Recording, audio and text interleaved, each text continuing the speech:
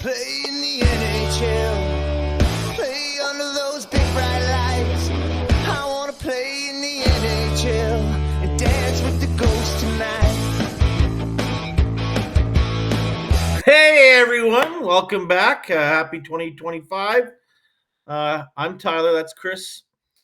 We missed you guys. I'm sure you missed us. I didn't miss Chris. It was really nice catching up with you over the holidays, T. Yeah. Be the bigger man. Yeah. Hi. Okay, folks, let's get right into it. Big 4-0 win tonight in Beantown, traveling 3 time zones. Huh, what a win. Chris, what are your thoughts on tonight's game? Let's hear it. I really like the attention to detail tonight. There's things that happened within the game that we can talk about. I wasn't too pleased with, but just as an overall take, the Bruins did not look good at all. I don't know if they won a single puck battle. There was a period, maybe after the first 5 minutes, like we came up pretty hard, where they had us in our own end for a bit, but then we just took over and we didn't look back. Yeah, there's things within the game I'd be happy to talk about, but overall, a great win by the team. I like how the boys stuck with the game plan, and we were snapping the puck around pretty well. There weren't that many turnovers. So, I don't want to get too excited about a win like that because the Bruins were ass, but we played a great game, and if we build off, that's going to bode well for the rest of the trip. Yeah, I share some similar thoughts. One thing I really liked is that 2 games in a row, after 2 periods, they held Seattle to 10 shots. And tonight it was Boston 12 shots. So they're really suppressing those shots and cutting down the shooting lane. So I think that's really big and coming up in the second half of the season.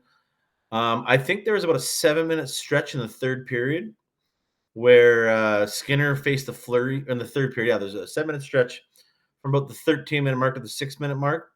Skinner faced a huge flurry of shots and stopped them all. I think this really shows you, like, you pissed them off. I think that little check there in the first period, which I know you want to get into, I can tell by your eyes.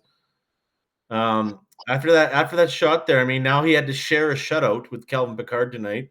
Doesn't go down in the books for you folks that missed it on the broadcast. It happened last year. It happened this year. It also happened back in 1989-90. And the Oilers didn't have a single goalie credited with a solo shutout. It was a shared shutout back in, it was either 89-90 or 90-91. Yeah, it's in the guide and record book put out by the NHL each year. It's in there. There was no individual. So besides last year and this year, it hasn't happened since. Yeah, the shared shutout. Yeah, because if a goalie faces a shot in that time and there's still 0-0 whoever's in the net then, like baseball, but because no shot was faced, it's a shared shutout. So that's what I was wondering about because, yeah, like Skinner had a great game. So, yeah, like I'll touch on that briefly. He looked sharp throughout the game. There were a couple of panicky moments there where, like, they could have scored, but we did a really good job collapsing tonight. Got to give the Oilers credit for that. But what I was curious about was, so even though Pickard didn't get any shots during the 3 minutes or 5 minutes, it's a shared shutout. So what if he got a shot? I mean, it doesn't make a difference. Still a shared shutout, right? Shared shutout. And because it's shared, neither guy has it on their record as a shutout. Bingo. Okay. That'll be good at arbitration. That'll be good arbitration with Skinner. Don't worry, it'll be good. He played well. So. And the other thing I want to touch on is, I'm going to start with it right now. Are Darnell Nurse and Brett Kulak our number 1 pairing? That's a good question. They both. So Ekholm only played 19. He had that penalty, right? But so call it 20. We'll give him an extra minute because the penalty. So him and Bouchard both played 20 when Nurse and Kulak both played 24 and 25. Wow. Yeah, and there wasn't a lot of special teams. I think that we had 2 power plays each. We had that loser Josh Brown lineup tonight too. So. And yeah, actually, he didn't look bad to me, but I didn't know he played. Yeah, well, he played more in the second and third periods after 11 minutes total. Yeah, that's not too bad. If you counted him in the first period, he might have played 2 minutes, maybe 3. So they built on it. Kulak Nurse, just fantastic. Really polished, and Kulak's really responding, getting bumped up in the lineup. So good for him. And I bet that if you looked at your advanced stats or whatever for the nerds out there, that their numbers are probably better than Ekholm Bouchard as a pairing. Correct. Yeah. Well, you're the guy with the stats top, so. Why the stats are up here. Mhm. Well, you don't want to lose him, so you should probably put him somewhere else. I don't know too. Okay. The next thing we talked about Skinner. Let's keep going on down the Stuart Skinner path here. There was no response by the Oilers. Go ahead, Chris. I know I can tell you wanted to talk about it so bad. You were just itching. You're just begging for me to bring it up. So let's hear it, bud. Let's hear That pissed about me it. off. There was no team response. Like, that's a penalty all day, every day of the week. What Zadorov did when he collided with Skinner, but there was no. I mean, he got a tap from Bouchard, but it didn't change his momentum, and he went straight into the goalie, like just fucking, like elbow, shoulder in, and there's going to be the 2 minutes, but even then, in a situation like that, I'd go after the guy. Fuck it, get coincidentals, but send a message. Well, and especially when the game gets up to the 3-0, okay, cool. Fuck it. Go out there and take a penalty. Your penalty kills you playing good. You're outplaying them. Yeah, we got out hit again, the negative, but yeah. That's the one thing the Bruins did better than us. They played physical all night. They were hitting the shit out of us. I suspect that that's the reason why Josh Brown was playing, and the Zadorov incident was probably a reason why his minutes doubled in the subsequent 2 periods after the hit. If I'm not mistaken, maybe you caught it better than I did, but on the broadcast they said Josh Brown tapped on the glass when he was in the box or something, just to give him a little "How you doing, fucker?" But there was no action. Someone like I think Josh Brown should get sent down tomorrow morning and call up another defenseman. That's how I feel. Well, I think you're a fighter. Fucking fight. Yeah, you're gone. Here's the plain thing. You kept your per diem for a game. Fucking beat it. Give me back my per diem. That's how I feel. Like ragdoll one of those Bruin fuckers. It doesn't matter who, just in response. Yeah, be someone. Be a hero. Yeah, I wouldn't be against that at all. I think maybe that's something that should have happened. I surprisingly don't disagree with you on that. But I didn't like it. Yeah. People have been watching this long enough would understand. But anyways, the team response was a little light, and we were getting knocked around all night. I mean, on the one hand, you can go, we maintain our composure, blah, blah, blah. But come on, man, like there's got to be a response, and I didn't see one. So that was certainly a disappointing aspect of the game. I don't want to take anything away from the team. We won. We outshot them. We outscored them, shut them out. But fuck, man, like you want to win a cup, you got to respond, in my opinion. Yeah. What's so funny? Someone's watching us right now. One of our new viewers is watching us live right now. So got a message out from him. It's quite funny. I'm not going to repeat it, but it's funny. We got a live chat going too, if anyone's interested. But next up, I wanted to talk about my boy Jeff Skinner and how he's turned it around the last 3 games. Yeah, I knew it. He's on a 3-game point streak. He's getting hot, and he's not going anywhere. He's got a no movement clause. He's not going to drop that to go to a team that doesn't have a chance like him. Guy like him, he'll get it in a playoff game, and he could be big down the road. Yep. In the playoffs. So, prove my point. Yeah, like since our last broadcast, like your boy Skinner has been benched, then 4th line, and then tonight. And you know what? I'll be honest. I've been on the record from the beginning when we talked about him. Like you're just a fanboy, but like I'm objective about it. Like I want him to succeed. The Oilers are a better team when Jeff Skinner's playing his game and within himself. So I'm cheering for the guy, and I'm glad to see that he's tapping into some success here. But it comes down to our first conversation about it when you're like, he doesn't need to defend. It's not his job to retrieve pucks. Like just fucking garbage takes. I came across an article because they've been writing about him more because his game's turned around a little bit. And this is a quote from Knobloch. His work ethic is what it needs to be, and he's been working hard on the defensive details of our game. Well, fuck. Somebody clearly thinks they know more than Tyler, but he's earned his spot in the lineup. Not necessarily like everybody knows the kid's got touch, But his attention to detail and working hard and not being a liability defensively out there is what's going to get him in the top 6. And even that, you never know, because we got some guys, like I don't think anyone's going to unseat Podsy. But anyway, you were wrong, and I'm glad to see that he's wrong. So what if I told you that he's going to end up with 20 goals? No, he's already got 7, so there's no reason why not. So for 7 $3 million, with massively limited ice. Stop. So for $3 million, you get a 20 goal scorer in the regular season who hasn't touched playoffs or felt any emotion in 10 years, 11 years, 12 years, 13 years. There's the number. So yeah, I want that guy for $3 million, and I think he's turned around a defensive game. He's still a balling -10, but I mean, the team's in a plus goal area, so it's got to happen that way. So, and honestly, like the Bruins tonight are a good example of that, where it's like, your goal scorers are always going to be able to score. Your specialized guys are going to be able to specialize in whatever it is they do.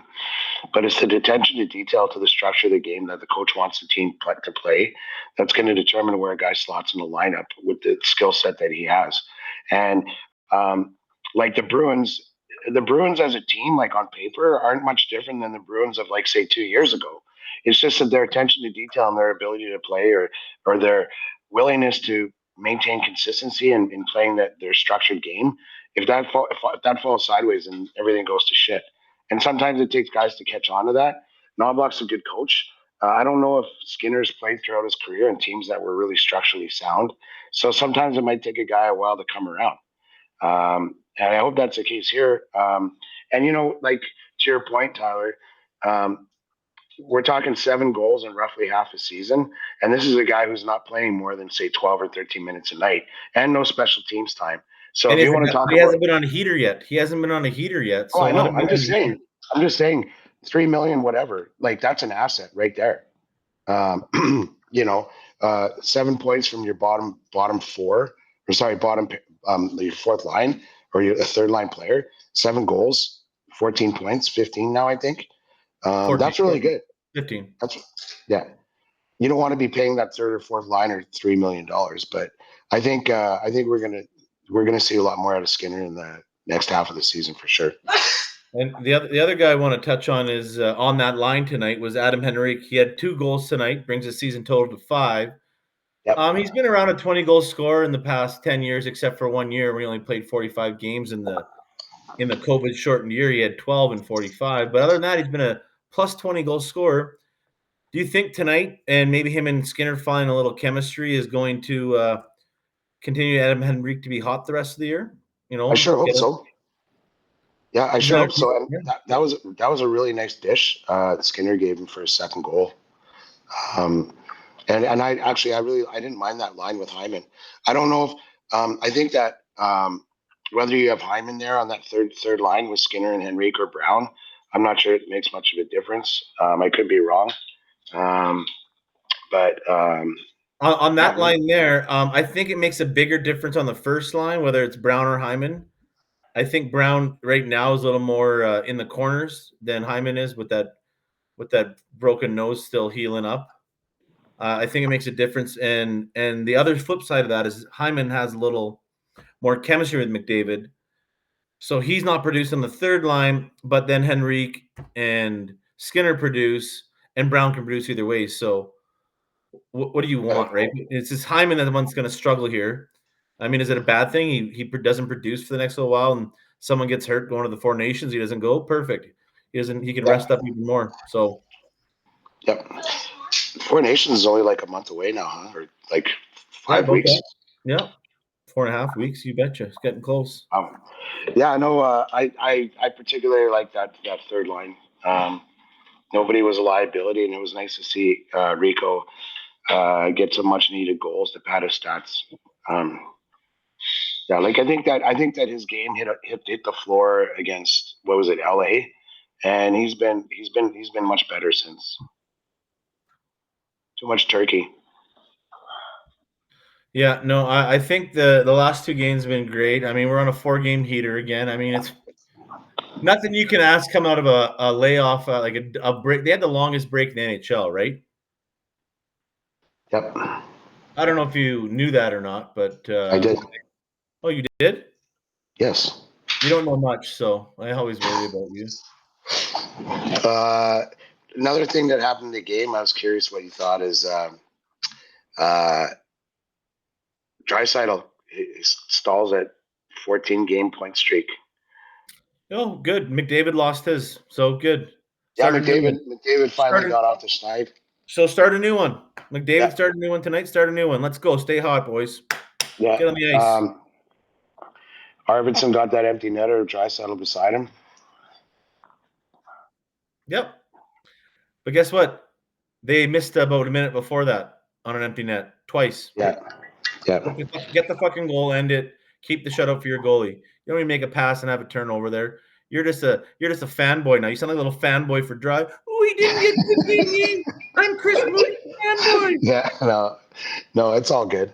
It's all good. It's like wants and needs. It's something that you want, but you don't need it. It's no big deal. I'm not going to bed with a Jeff Skinner poster in my fucking bedroom like you. So actually, the only thing on my wall is mirrored. Yeah. so you can look at your Jeff Skinner pajamas. Yeah.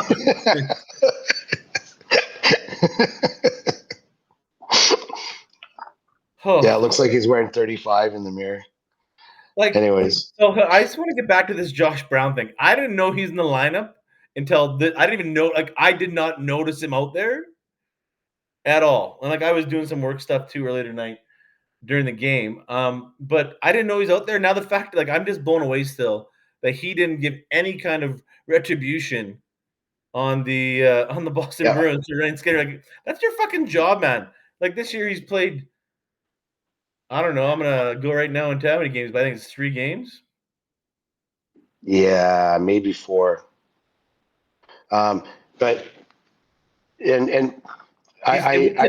tonight he's played 4. Yeah, I knew he was going to be in the lineup 3 or 4 hours before the game because Daniel Nugent-Bauman from The Athletic posted it, but it made sense to me just because of the style and the size of style that the Bruins play and their size. Play a bit bigger game, and they were going to be a little more nasty. So you want to have that edge on your lineup. But yeah, like I think he played 1 shift in the first period. But Chris, he's been 4 games, 1 fight, and that's what he's here to do. Now the other thing is, I've made it very clear, at least in my opinion, that the Bruins were not a threat at all this game. So there wasn't a lot required of him. But I thought he looked good. He made simple plays. He got rid of the puck quickly. I had nothing bad to say about his game, except for it would have been nice to see him ragdoll some fucker in response to what Zadorov did. That's his game, is to be a tough guy and fight. I didn't notice him hit anyone or do anything, and Skinner got hit like that. Like I said, I'm putting him on the next plane back to Bakersfield, and if that doesn't work, he can go to Stockton. Okay, but I don't care. No, that's his job. I don't care if he made a good outlet fucking pass twice, Chris.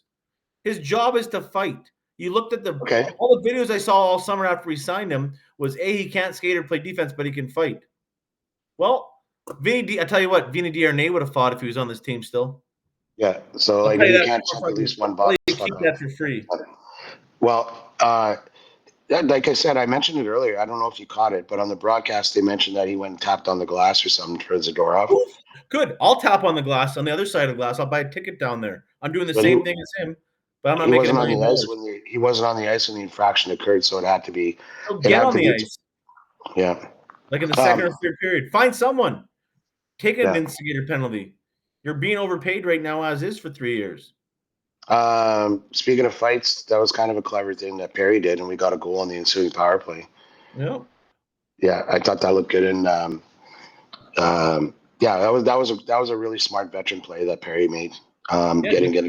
Getting the extra 2 there. And then I texted a buddy tonight, and he was watching the game on delay, and I said, fucking right on, we got 2 power play out of it, now go make them pay. And then 20 seconds later, I'm texting, yeah, we did. Fucking perfect. That was a perfect little 2 minutes there by Perry, and then getting the goal in the power play. Your PDR buddy was pretty happy. Oh, yeah. Just fucking spoiler alert. But he didn't tell me. He did not tell me that he was on delay. So I blame him for that.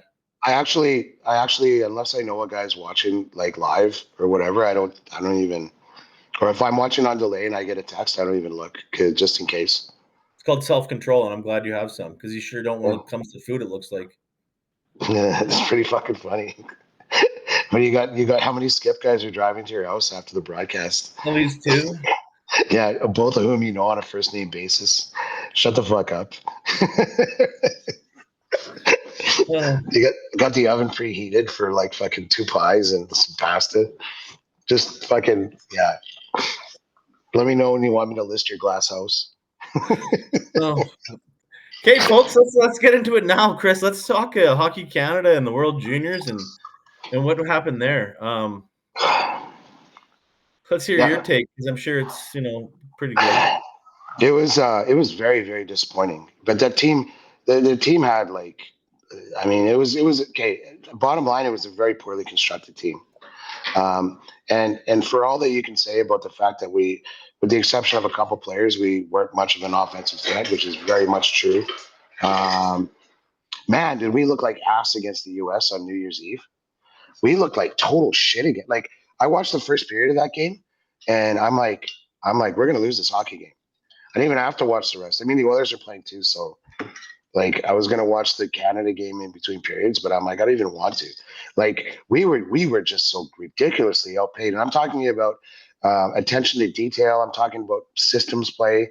It's like they just took 5 guys and threw them on the ice and go here, go. Like the team played without structure.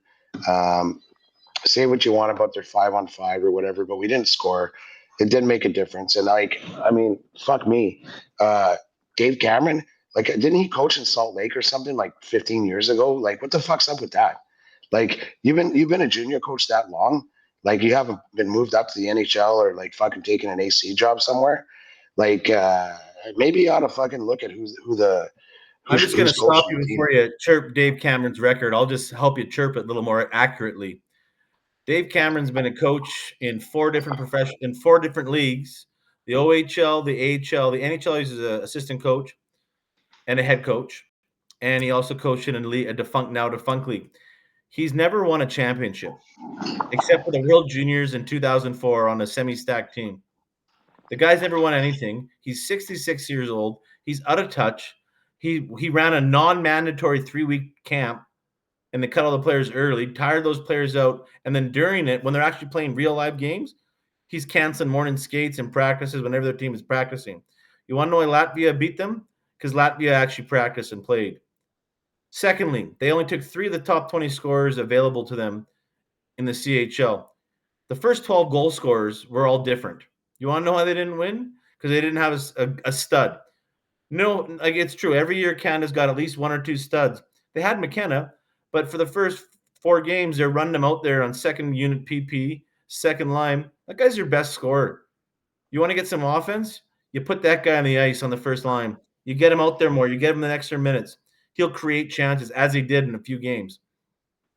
Yeah, it looked. And then them not taking ownership the first day, then taking ownership the second day. I think they all should have resigned right after Trudeau did on Monday. It looked like McKenna was finally getting his legs, like near the end of the tournament, but he was getting more ice time.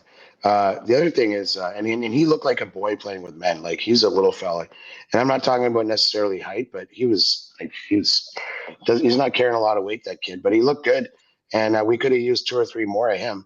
The other thing is, and the same is true like when you're drafting in the NHL. Like I adhere to the idea that when people go, the hardest thing to learn in the NHL, if it's possible to learn, is offense. You can teach an offensive player how to play D. You can, you can mold his game around a system or whatever, but you can't teach a guy who's not an offensive player how to play offense.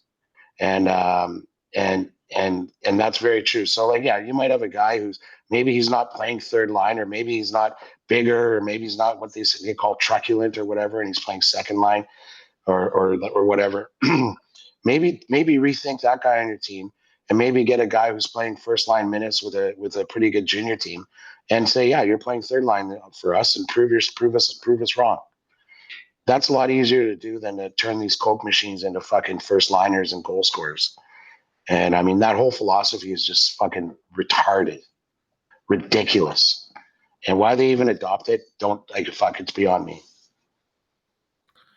Now we've both vented about that. I'd like to switch it up and go to the asshole of the week a little early because we're on the subject. But Well, just before you do, there's one last thing that okay, I wanted to mention that Grapes had this on his Twitter account. Like he was saying that what Hockey Canada ought to do is have like actual coach, like they do in soccer, where you're coaching the national team, and you have a guy. And I'm not talking about like Four Nations or the Olympics or anything, but like the under 17 tournament, the Olympia tournament, the World Juniors. These all happen once a year. Um, why don't you have a guy on a 3-year contract and he's coaching these players up from, like midget all the way up to when they're playing in the World Juniors. I mean, that's how you get to know your players, and that's how you develop a relationship. That's how you incorporate systems, and that's how you develop consistency within the national program. I would have that same fucking guy, and he's working with all of these kids. And it's like, what do you think of coaching for Coach Tyler? And the kid goes, well, he's been my coach in these national tournaments since U17. I love him. He's a great guy. You don't have that. You bring in these like fucking dummies and they coach for one tournament. Like, where's the consistency? Like, it's just stupid. I think that'd be good for the minor program is have a guy that does that. And like say he coaches the U16 and the U18s, the U17s, the national team in those tournaments so that he can work their way up and work with them for many years. Well, right now they don't have any money because they're busy paying off lawsuits. So maybe when they replenish their slush fund, they might be able to pay a coach a full-time salary like that. Yeah. You can Well, thank Rick Westhead for that, our buddy. Yeah. I honestly, I don't even want to go there, but yeah, we could talk. We could add another fucking hour to talk about that dummy bullshit. Anyways, I think that's the solution to some of your problems. Now, having said that, for years, Canada was the class of the tournament in the World Juniors, and you have to take into account or give a little credit to the other countries, particularly the U.S., for catching up. I mean, we have a target on our back every year in this thing, and when that happens, it gets harder and harder each time. And not to mention the fact that playing in the NHL is like a multi-million-dollar pursuit now, and so all of these kids are fucking busting their ass to get better because they want to make the nut when they get drafted. They want to get drafted. They want to make the nut. There's a lot more competition. So, I mean, the environment's changed as well. But bearing all of that in mind, have that same coach. Give him a 3-year contract. Give him a 4-year contract, whatever it is, and do it that way. When you get the money, I don't know. I don't want to talk about this anymore. I just think there's a lot of errors there. I mean, my other last point now I'll make when we maybe talk about it longer is they're picking too many OHL and QHL guys. Yeah, I'm a little biased because I'm from the prairies, but the Western League, like they were the ones producing in the tournament and hitting guys. Play those guys, rock and roll with those guys. Like 100%. that was embarrassing. Take more guys from the Western League. Let's rock and roll. And then the coach comes from the Western League. Because the success, Don Hay, Tom Rennies, the Sutter coaches, that's when Canada was in its glory days. They had Western League coaches in there that knew hockey and knew how to punish teams and knock these European people into submission. And not playing this game they're playing here. So into that, my asshole of the week is the entire Hockey Canada leadership group. All of them are assholes. Can you do that? Yeah, I just did. Well, pick a person. I can't go my asshole of the week or fucking immigrant my drivers. my assholes of the week is the entire executive, and number one is Dave Cameron. Then for not benching guys, for letting them take those penalties, for everything. My asshole of the week then is Dave Cameron, the coach of the World Junior team at 66 years old, was trying to assimilate with guys that are 1/3 his age and wasn't good at it. It's not 04 anymore, buddy. It's 21 years later. Yeah, I got Sean Payton because I don't know why they gave Bo Nix. I mean, I do know why he gave Bo Nix a break, and you're not supposed to coach your team according to Chris's fucking fantasy team. Oh, But it cost me the Pro Bowl when he gave Bo Nix the bench after with the last 10 minutes remaining in the fourth quarter. I lost my mind because I lost Chris, the Pro Bowl by like 3 I'm points. going to stop you right there. I'm going to stop right there. Whatever fantasy joke league you're playing in, that they're still playing in week 18, the commissioner of that league is the asshole of the week to you. Then not something. Your league should be over in week 17, but you play in a bullshit league, it sounds like, because you're playing in week 18. So, yeah, it's a bullshit league because it should be over in week 17. Because no We one just sits do a there. Pro Bowl. Yeah. Like you pick 3 players. That's it. And then, Well, but it's a good way to make. It's Oh, a good okay. way to make a little money. It's better then. You're your own asshole then. You picked him. You should have known that Chiefs were just sitting all their players, and as soon as Denver got up, they'd bench him the rest of the game so he wouldn't get hurt. I Be picked better, both Chris. fucking Knicks. He was playing the Chiefs. Yeah, but I know the Chiefs sat their He starters. had 33 points, and there's like 10 minutes left in the game. And Sean they're Payton, 31-0 because Chiefs were sitting everyone. You should call yourself the asshole of the week and be better. Just simply be better, man. pick a player that didn't get 33 points. Got like. Oh, I mean, pick a different player in a different position. Just be better. You're my asshole of the week. Fuck you. I also want to touch on this channel today, and I'm only touching on it because I want to get your opinion on it and how dumb it is that it's even a news thing. Is that the Canucks declined a 1-for-1 offer for JT Miller for Mika Zibanejad or Mika, whatever how you pronounce it. Zibanejad. Yeah. Yeah, that was earlier in the season. Yeah, but it's coming out now that it was actually turned down. My initial thought, I'll tell you mine, then you can tell me yours, is who gives a shit? I would have turned it down too. I'm sorry. When as much as I hate JT Miller, when push comes to shove down the road, you want him on your team. is going to give me fucking zero. They're the same dollar, same age, same contract, same everything. But JT Miller's going to be there in the end, and Mika Zibanejad's a little pussy. Yeah, 100%. I mean, I don't even know why that's fucking news. Thank you. You got the answer I wanted. Like everybody knows that the Rangers have a hard on for JT Miller. They wish he never left, all that stuff. And I don't blame him. He's a hell of a player. He's got grit. He's a great guy in the locker room. And the big problem with the Canucks right now with their like fucking preteen captain is their culture. And the person who'd be the happiest if they traded JT Miller for Mika Zibanejad is like fucking Elias Pettersson. Like they call him Petey. Like it's so fucking embarrassing down there, these clowns. It's like the one guy on the team that's going to teach you how to be men and play fucking hockey.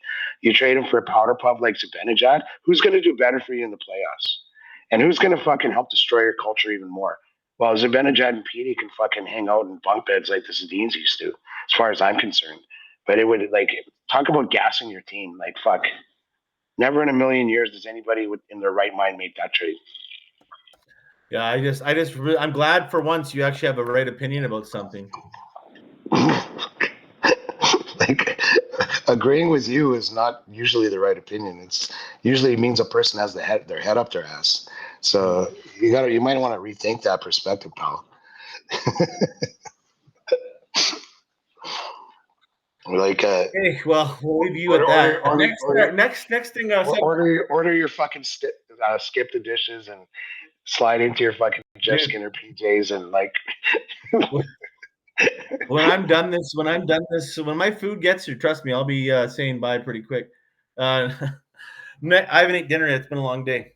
Next thing I want to touch on is Frank Saravelli put out his top 25 trade target, and I just want to shoot some defenseman names at you here, and see if you'd want to make them who you're going to push for. So we're going to start with Bowen Byram from the Buffalo Sabres. He's 23. He's a RFA after this year, and his salary is 3.85. So I don't care what it costs to get him. I just want to know if he's the guy you'd want. What are his numbers? Like, he's playing. How long has he been a regular in the league? What is this, his second year? Well, no, he came from Colorado. It's his third or fourth year. He's fifth year, actually. No, because he's making 3 and change. He started as a rookie, right as a rookie.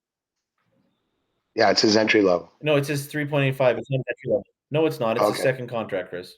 All right, whatever. So what are his numbers like the last 2 years? He's got 5 goals, 17. He's got 5 goals, 17 assists in 41 games this year. He's a puck moving defenseman. He's played well, but yeah, there's no Highly contract in touted, place. He's only 23. highly touted, He could drafted even really. he could replace Ekholm. He could replace Ekholm in a few years, right? We got to think about that, right? So I'm not Is he saying a he's left that good, shot? but that's one option. Is he a left shot He's or a a right left, shot? unfortunately. Oh, it He's a doesn't left, matter with the unfortunately. way Kulak's playing. Fuck. But see, I heard Byram like a couple weeks ago, kind of just sort of casually. Someone might have said something, but man, I think that would be the guy as far as I'm concerned. Um, I've liked the player since he got drafted, and I was jealous when Colorado got him. I remember he played in the World Juniors. He looked really good. A lot of tread on that tire. And yeah, like I don't know about composure in the playoffs or whatever, but he's better than anything we got beyond Kulak. So of course, you look at it. Probably better than Kulak. Certainly more potential. Um, Another guy I heard from Buffalo is Yoki Harju. Yoki Harju. Um, that's another guy. He's on. I think he's on. Got a year left on his contract.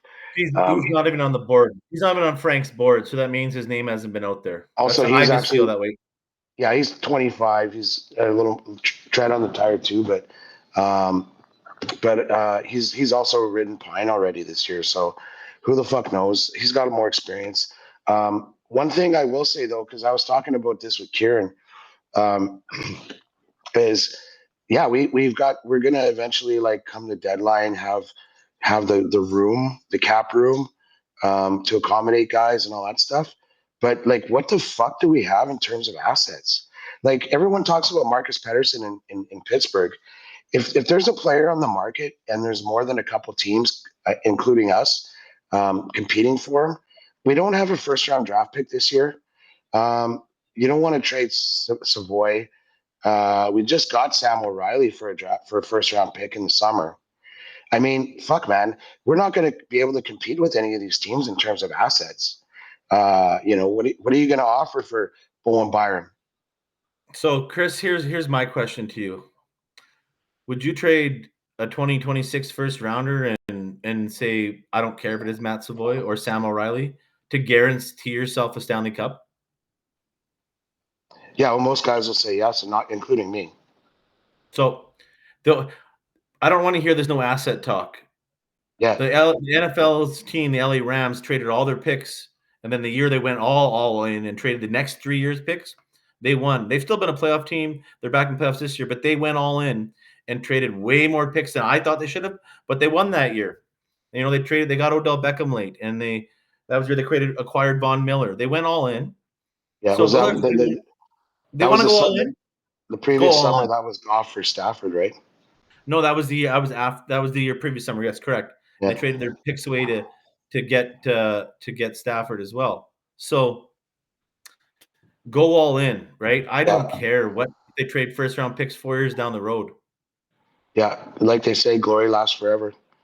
Um, uh, yeah. The other thing about Bowen Byram is uh, chances are the Sabres don't want Savoy back because they already traded him to us. So there is one asset that we have. Um, this kid might end up being a stud. He plays in the KHL. He's an Oiler draft pick.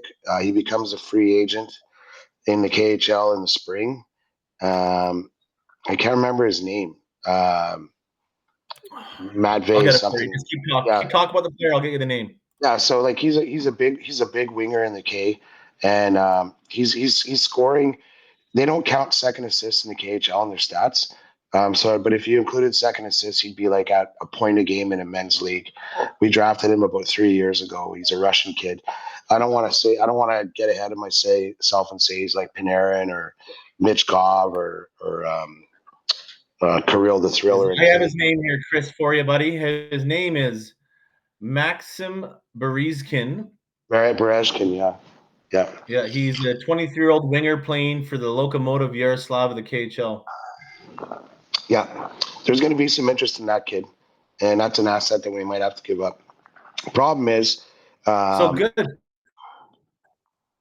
Like I yeah, said, do we get a cup. Yeah. Something going on with your data? I think when you go on the stats Yep, top, it's it you. eats your feed. Anyways, yeah. So I'm listen, splitting the phone. I want all the players at the deadline. It's just that I'm worried about what we have to bargain with.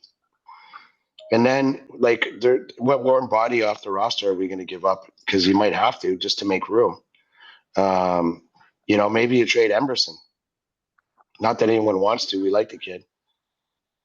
No, But I you think guys, that's when you can you can say, hey, we're going to give you this first and this player, but you're going to take Josh Brown back or Troy Stetcher back, right? yeah, Get rid of yeah, one of those contracts you signed for extra years and say it's your deal with now, right? So I think that's what you do for giving up that kind of cachet of yeah. But you picks. understand the dilemma I'm talking about, right? Like, if it's a competitive market and other teams have more assets, we could end up with nothing. Or Yeah, you but we're not. Hold on, we're not. They're going like I think you're like I think we're not going to go after those top forwards, right? We're not going to do that. I think the only place you see us spend is like we did with Ekholm when we gave up Reed Schaefer. We went after a guy with term. So again, we might not even know the guy they're going to go after. It could be anyone. So that's kind of where my head's at. Is it could be out of left field, the guy we get that no one's talked about, and that's who they target. That's who we go after. That extra term, extra year, and we give up. Like that year, we traded Tyson Barrie off our roster. Maybe we trade. I don't know. Maybe we trade Evan Bouchard off our roster. The guy's got yeah, 0 power play goals this year, Mr. Power Play Specialist. yeah. That 0 power play goals. yeah. And he's going to want a boatload of money to get points, be a liability That's defensively. So cool. Do we trade him for a shutdown right D-man? And then let fucking like if he's not going to score in the power play, may as well put Nurse back there to stick handle and pass the puck. You know what? I don't know if I disagree with you. Again, Yeah, another smart thing you're saying tonight, buddy. Way to yeah. go. You You're know what's really getting funny? it You're out. talking about that Ekholm trade, which Tyson Barrie was a part of. Actually, is Yeah, I know. that one. There's one D that played really well for us in the World Juniors, Molendijk. Um, he was part of the Ekholm deal. He was the pick that we traded to Nashville. Not that it matters. I'm not. Well, Yeah, is your name Low Tide? Are you Alan Mitchell? Are you talking about prospects that still haven't played an NHL game? I'm just saying. And by the way, Bowen Byron would be a fucking steal. I'd be so happy if we got him, just because like he's a guy that can play at our team for 10 years at a high level. So you want to talk about giving up assets. That's a guy like I said, so much tread on that tire. Kid's 23. He's NHL ready. He's in the Draisaitl McDavid window. I mean, I can't think of too many drawbacks. I don't know how physically he plays or how many of the things we need he doesn't have, but in terms of quality, like fuck yeah, I'd pull the trigger on that all day Well, long. here's some stats for you. Like he's played 205 NHL games. He's got 31 goals, 93 assists. Sorry, 31 goals, 63 assists, 94 points, 146 PIMs. Not really like that way. They're spread out. And he's played parts of 5 NHL seasons. He's played 27 playoff games. There's a big thing for you. Yeah, well, he was part of that Colorado outfit, so Yeah. So I mean, he's put his time in, and he was a 4th overall pick. Shoots yeah, I left, know. 6'1", 205. I mean, I have to say you're right on the right track there. I would give up any one of our forward prospects and another first rounder for him because he's an RFA. And if he wants to fucking go arbitration or just get his minimum 15% raise, he's still under $5 million a year. And you still got control. And Yeah. these aren't numbers that are going to get you $9 million a year like with Bush. So fuck me. Like Yeah. I'm like, bring me a pen, I'll sign that contract. Like fuck me. Like and are you saying that he's on that board on Saravalli's board? Yes. Oh sweet, yeah, go all in, man. I'm like, yeah, That's the play I'm talking about. You go mm-hmm. all in. Yep. Well, the thing is though too is that we're not talking about an aging veteran that's got a cup or two. We're talking about a kid that can help now and in the future. Like all these draft picks we're trading for quick solutions to win a cup. Well, this is one that's actually going to have mileage on him, right? So or give you more back, right? So, I mean, if you could swing that deal, like, fantastic. Perfect. All right, folks, we're going to shut down the hockey talk here, and we're going to switch it up here to NFL playoff picks. I'm going to write these down, and Chris and I are going to pick who we think's going to win this wild card weekend.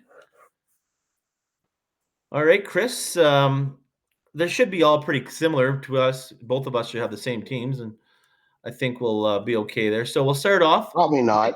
I mean, I know who I'm dealing with, so I imagine that I'll probably make some smarter picks. But anyway, All go right, ahead. let's start off with the Chargers headed to Houston to play the Texans. Who do you got there, Chris? I got the Chargers. Cool. Chris, we both have the Chargers. Look at us, eh? We both have the Chargers. Makes for good fucking radio. Yeah. Okay. Next game up would be the Saturday night game. The Ravens at home to the Steelers. I'll go first this time, just so people know this isn't fixed. I'm taking the Ravens. Who isn't? Yeah. Like, So, I mean, folks, for you watching right now or listening later on our stream here, we're going to do this all playoff season. And at the end, we're going to see who has the most wins and the most losses. And the loser will have to do an undetermined task for the winner. that's fine with me. Right now we got a fucking tie, so Yeah. looks like we'll be sucking each other's dick. And then the first game on Sunday, I'm not agreeing to that, you weirdo. The first game on Sunday is the Denver Broncos traveling to play the Buffalo Bills in Buffalo. Who doesn't pick the fucking Bills? Like, come on. All right, so we both got the Bills. We both have the Bills, folks. Next up is the afternoon game, the Packers at the Eagles. It's my turn to go first. Yep. And I'm taking the Green Bay Packers in the upset in Philadelphia. Yeah, like, isn't Jalen Hurts ailing? He's had some time off, but I mean, hey, Chris, this is your decision. What do you think? So you're going Green Bay. Back. I'm gonna go with the Eagles. There it is, folks. The first one, the first difference here. Perfect. All right. And then in the Sunday night battle, the rookie Jaden Daniels heads to the Tampa Bay Buccaneers home stadium, the place of the Cannons, looking at Baker Mayfield, the guy who's played on 4 teams to finally become a real quarterback. You know, he started off in Cleveland. Then he went to Carolina. Then he went to LA. And now he's in Tampa Bay, making bank, making it rain. Who do you got there, Chris? And he's still not as good a quarterback as the rookie Jaden Daniels. No. So who do you have there, Chris? Which is why I'm picking the Redskins. The Redskins. I'm Yep. going to write Commanders down because I might forget, but it is the Redskins. They have rumored going back their logo. I am taking the Tampa Bay Buccaneers on the back of number 7, Bucky Irving. Bucky Irving kind of fucked me too in the Pro Bowl because he only got 16 points this past week. So okay, and the last pick. Also, I should mention that Bucky Irving, a hell of a player, and what a great future this kid's got. And he's made me a lot of points this year, but he's knocked up, he's banged up. Everyone's banged up this time of the year. They want players want 2 bye weeks. The players want 2 bye weeks. They want that. Yeah. The last game of the week, the big Monday nighter, the Minnesota Vikings, traveling to LA to play the Rams. Chris, we got the Vikings versus the Rams in LA. Who do you got? Oh, I'm first. Never mind. Go. I am taking to upset the better record in the regular season team. The Minnesota Vikings are going to get upset by Sean McVay's LA Rams. Yeah, we agree. That's what I would do. So, folks, there you have it. One of us is going to be up by 2, and one of us is going to be down by 2 after this week. If you want to let us know who it is, go ahead, comment on our uploads, and let us know who you think is going to be right. Let us know your picks. Text me that shit. I'll put it on our socials. Perfect. Chris will shoot it out there, and we'll see it. Folks will see it there. Let us know what your picks are and who you think is going to win. I'm pretty sure I'm going to come out ahead of Chris because, well, folks, there's losers and there's winners. What's the what's at stake, buddy? Well, you know what? We can talk about it after week 1. No, talk about it now. What are you talking about? It's like you're making bets. You're like, I haven't decided what I'm going to lose yet until I see whether or not I've won. Fuck off. What are you betting? Uh, What do you the want? loser has to buy the winner dinner, or actually lunch. Let's go for lunch. I don't do lunch. Lunch is bullshit. I'll go with dinner. Okay, we'll go for dinner then. Loser has to buy. I could do with a nice bottle of Maker's Mac, but a dinner sounds nice. I think everyone that watches our show knows you drink enough, so I don't think I need to get to that. And I could probably drink a bottle at the dinner, so maybe the best of both worlds. Yeah, well, I think you're going to be. I'm looking forward to it. Actually, that's a good something to remember because I'm going to Vegas in a week, and it's so much more enjoyable watching sports when you got skin in the game. So I might put together some parlays. I might need your feedback on that. Perfect. Next week. I hope you do. What day do you leave next week, Chris? I leave Wednesday morning, so like perfect. So we'll do a show next Tuesday, and we'll hype up Chris's trip. Maybe we'll talk a parlay for the weekend, and we'll rock and roll with that. Yeah, throw me a part. Think about a parlay that I can make, a bet I can make in Vegas, and yeah, I'll get after it. That'll be fun. Well, folks, tonight, anything else you want to add on anything on the topics touched on tonight, Chris? Well, I'm glad that we touched on the trade thing a little bit because that's going to be a story in the next, I don't know, a cup. Actually, it'll be a story after the Four Nations Cup because people are going to be talking about the Four Nations Cup, after we get back in the swing of things here with the regular season and everything. But I got to keep an eye on that shit and see who's available and what we can do because there isn't a person out there that doesn't know or realize or wouldn't bet that the others are going to make moves, and it's just a matter of who they're going to get. Every year we make a move, but it's like I remember when we got Ekholm, and I actually was wishing that we would get Ekholm, but I didn't see how we could. And then we got him, and look how that's turned out for us, right? So there's going to be names out there, and I'm happy to hear names that aren't out there. Like sometimes that happens too, right? So it'll be interesting to see what comes up in terms of availability, and what our team might do. I mean, then there's other variables like Kane coming back, when that is, what he brings, what that does to the roster, because we're at capacity right now. So it's a question of what pieces do you move? Like, do you send guys down? You don't want to go in the playoffs without Derek Ryan. I'm okay. Take or leave Casper Kaparinen, fucking KK. Kapanen. I'm okay. I'm take him or leave him. That guy's easily gone for me. And you got to remember, when Kane comes back, there's a little more salary flexibility and stuff like that. I mean, he could still up on an LTIR until the playoffs. They're saying March. Oh, what's 3 more? And he gets 2 weeks after that in the minors to play for not on their roster. So comes back. Can you send him to the bake and keep him on LTIR for 2 weeks? Conditioning. Yeah, that's perfect. That's what I do.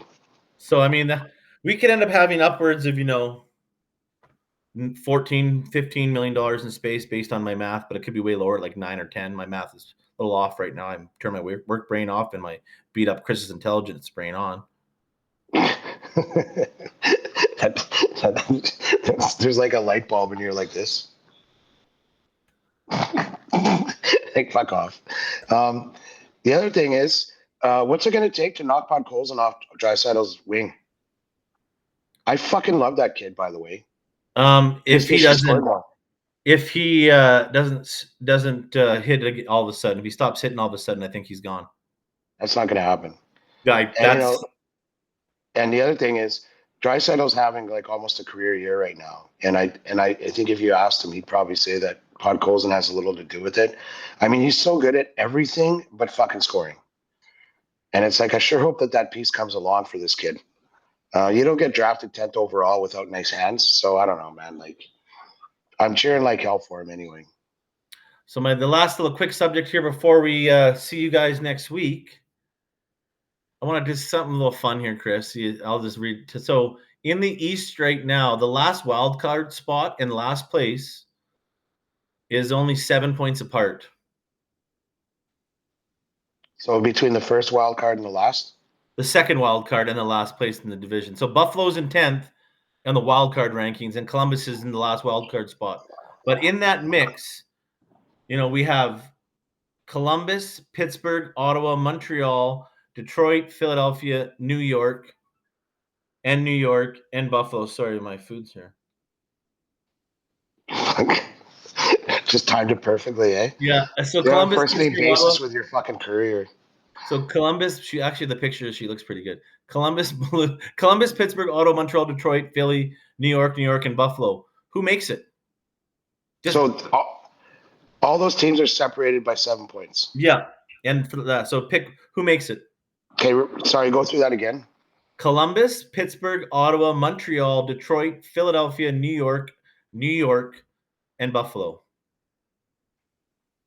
For me, it's between. I got 3 teams in mind. Well, actually, forget about Pittsburgh. I'm thinking Montreal or the Rangers. I'm gonna go out on a wild limb here, strictly based on their goals and their points percentage right now. Is the Ottawa Senators, because they have the best goalies. They have the best goalie, right? The best 2. And every other team is a negative differential in goals, and Ottawa's the only team even. Isn't Ullmark injured?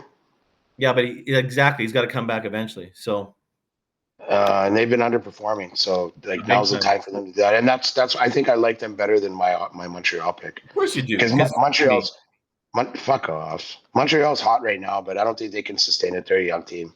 So yeah, I wouldn't rule out the Islanders either. So yeah, perfect. Okay, well, I want to thank everyone for listening tonight. It was a great show, and we'll see you next Tuesday. I haven't looked at the schedule or anything like that. The time will be up on our socials. We try and float with it, usually around the 7 or 8 o'clock mark. So I want to thank everyone again. I'm Tyler. That's Chris. Thanks, guys. Chris, after we leave, stick around too. All right. Have a good night, everybody. Thanks very much for tuning in. See you next week.